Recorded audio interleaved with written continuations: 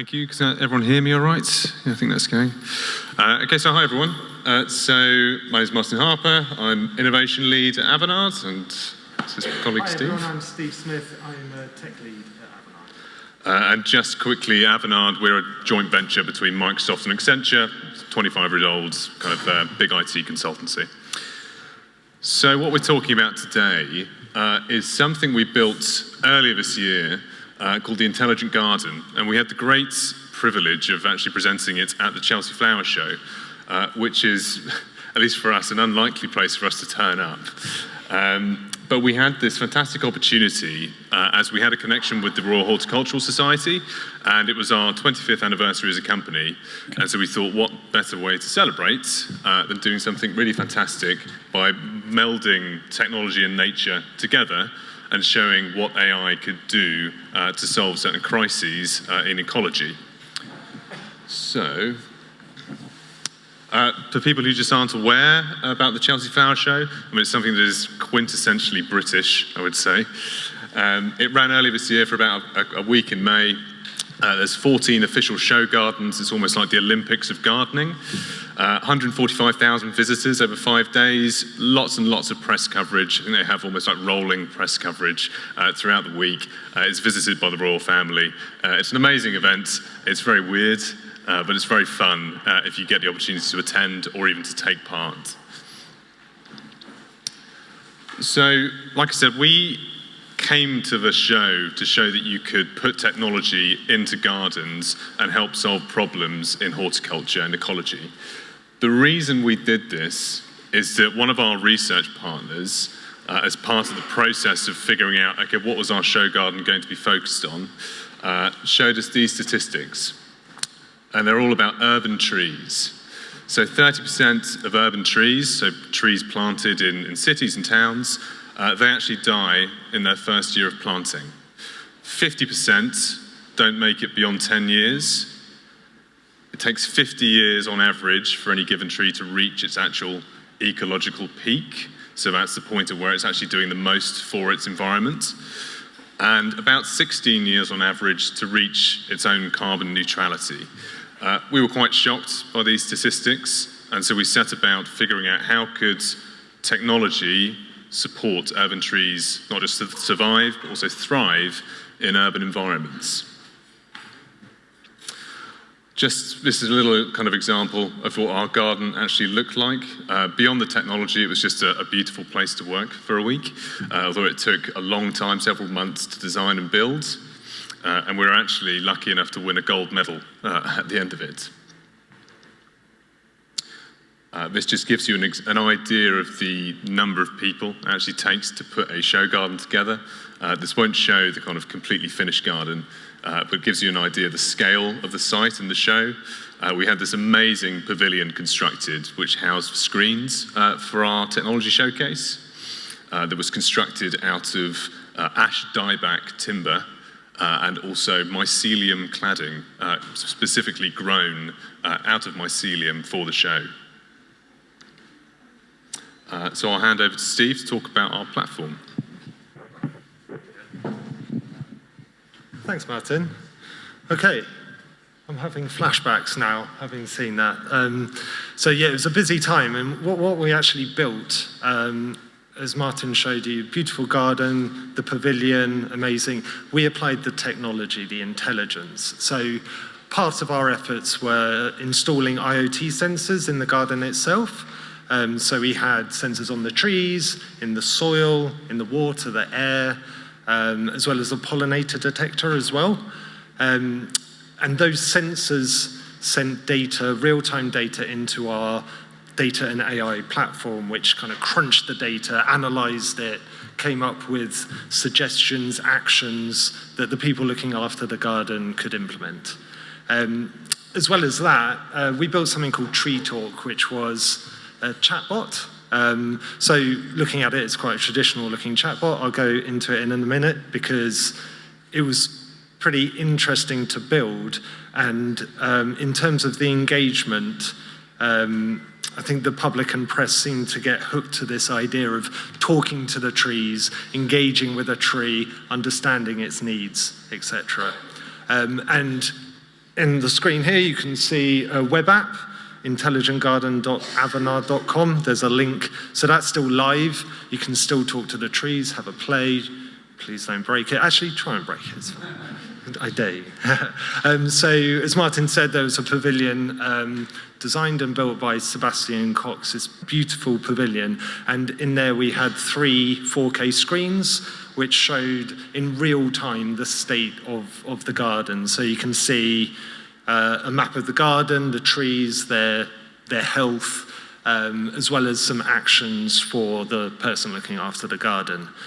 During that week, the trees weren't particularly happy. They'd just been planted with their roots all balled up, so you can see a lot of red on that map, and a lot of, please water me, I'm about to fall over.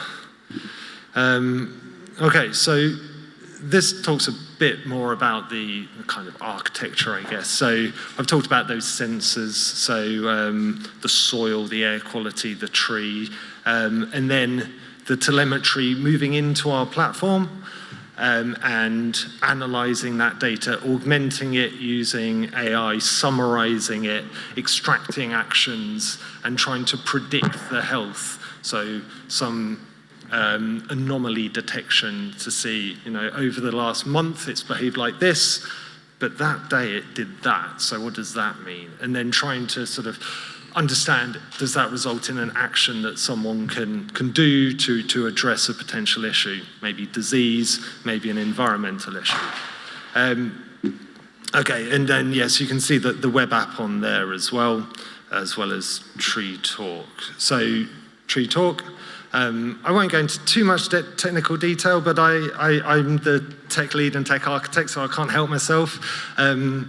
But in terms of chatbots, what we have is a web interface which talks to an orchestrator agent. So an agent that is in charge of analyzing that question from the user and understanding what specialist agent it should then forward the prompt, the question to. It might be several agents need to be involved in answering that. I'm sure in the other talks they've gone into more detail about kind of multi-agent orchestration, but that concept was very useful here.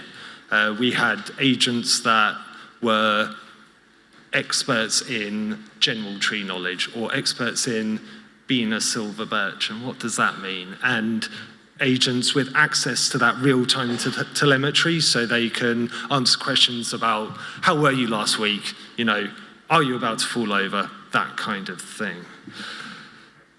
And this, I promise, is as technical as I get. But yeah, full disclosure, Avanade, who Martin and myself work for, we were founded by Microsoft, so there's a lot of Microsoft icons on here. So what we've got is the data coming in from the left, from our sensors and from the Met Office. So we're also interested in weather forecasts and climate.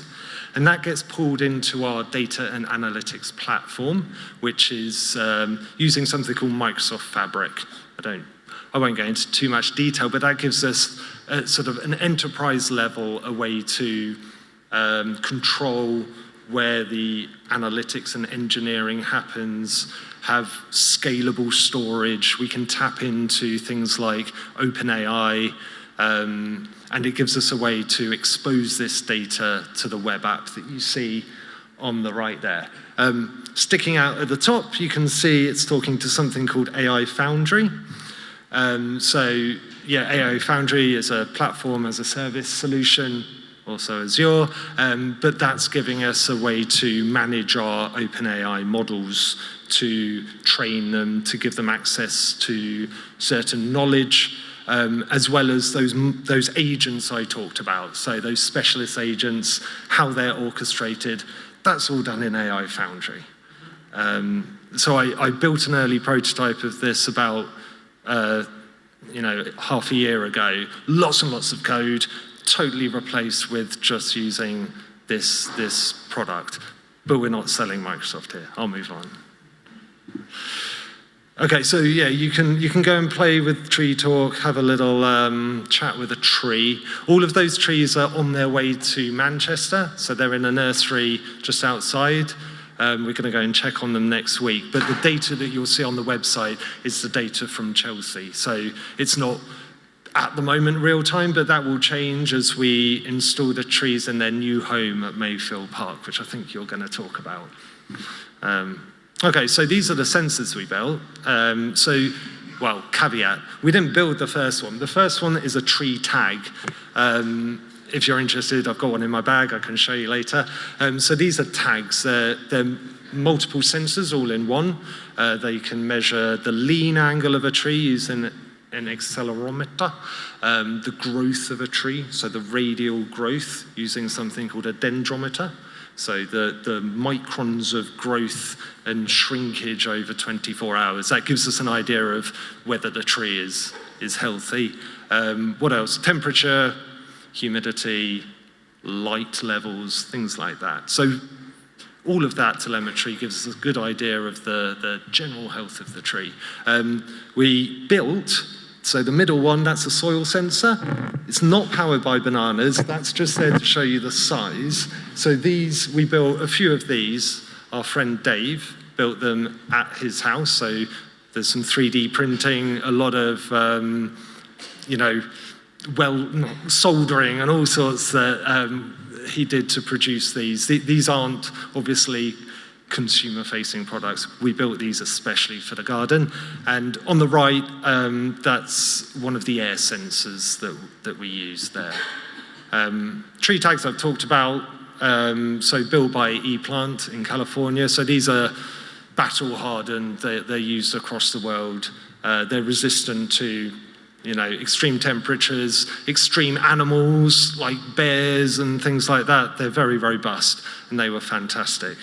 And they then transmit their data to a local network, which we can then tap into and ingest that data. Is this going to play? Oh yeah, there we go. There's some 3D printing going on for you.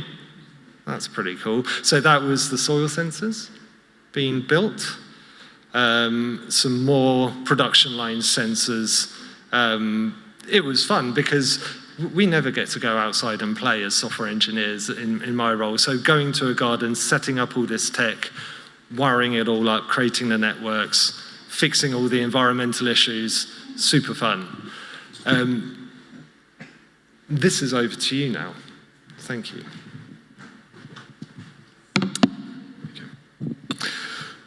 So one of the actual other parts of the garden that we added in was this focus on pollinators. So this was built using just a Raspberry Pi and a trained ML model to actually recognize pollinators, in this case bees, when they would come into the garden and specifically when they would land on a plant. And so we actually also created specialized bird boxes to hide these in around the garden. One of the things we were sort of concerned about from a kind of public perspective, dealing with the kind of horticultural community, is that people might not want to see technology actually in a garden. They would want it to be hidden if it's there at all. So we constructed these specially designed bird boxes to hide the cameras in, and they were pointed in sort of two different parts of the garden over that kind of 50 by 50 centimeter area.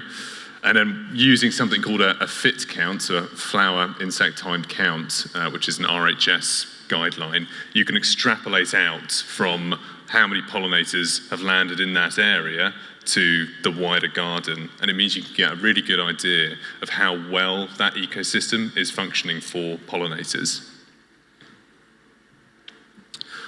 And what was interesting about this as well is actually we built that technology off the back of another project we'd ran a few years earlier, which is actually all focused on puffins. So we used similar technology, computer vision trained, machine learning models, cameras, in an area in Scotland where there was an SSE Renewables wind farm.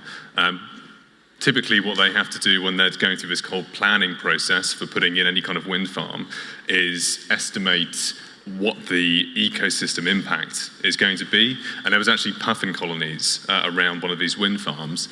And previously they would have to send out an actual person to go and basically with a clipboard, count puffins. And there are hundreds, if not thousands, of puffins in this area. But we actually managed to do it with a couple of cameras instead. And we just trained to recognize what a puffin looks like. And it's amazing when you see the actual the Verge as a video, which I have not been able to find to today, but how the camera is recognizing them. It's just going, that's a puffin, that's a puffin, that's a puffin, that's a puffin, that's a puffin, just hundreds of times over. And so that was a great benefit to them.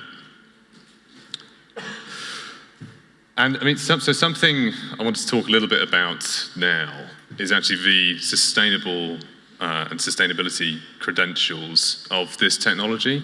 Not just the technology, but also the way we designed the web app. Like I said, we were a bit concerned about what the public response would be to having technology, AI systems associated with a natural environment, especially an audience like the ones that usually go to the Chelsea Flower Show. And so we went to great pains, great lengths to make it as a sustainable system as possible. This is just explaining that even from a design point of view, like a visual UI design perspective, we focused on what we could do to make it more sustainable. And that included reusing components from our actual existing .com kind of corporate sites. These were already accessibility tested, so we didn't have to expend a kind of time and energy doing that again. And that meant that there was not being as much kind of net new digital product created. And it's not as jarring, kind of always going from kind of page to page, item to item. And I think it's something that people don't necessarily think about as much when designing digital tools. It's the actual, yes, there's the technology aspect to it, but there's also a big design aspect to it as well that you can reduce resource consumption with. And just from a technology perspective, so we actually do a lot of work with the Green Software Foundation. So we, again, went to great lengths to figure out at each stage of development, how can we reduce resource consumption and make this a more sustainable system? This is just some of the examples. We did produce kind of a full sustainability report, which you can find via the website. But it just includes things like, how we design the model. We utilized GPT-4 Mini for resource efficiency. We used green software AI patterns, chose sustainable regions for workloads, ones that have kind of higher renewable energy penetration. We used, Steve will know a lot more about this than myself, but auto-scaling, containerization, elastic computing to scale resources to match the user load. We had a lot of users over a short period of time access this application during the Chelsea Flower Show week. So having that kind of load matching was really important. And even then going into using minimal environments, just 3 compute environments. So again, we went to kind of great lengths to try and press the sustainability credentials of this. And obviously we're aware that kind of any system is going to be a consumer of resources. But I think we wanted to try and show that you could build systems in this way that were functional with large loads as well.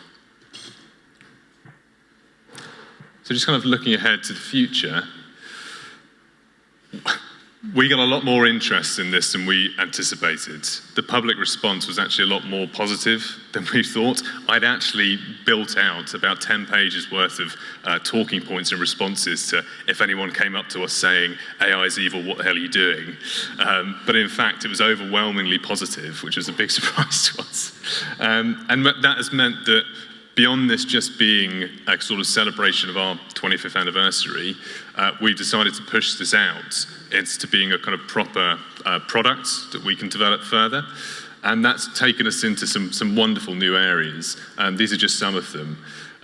We're talking to organizations about how it could be used to protect heritage trees, watching out for signs of disease, and when those trees aren't feeling healthy in their local environments.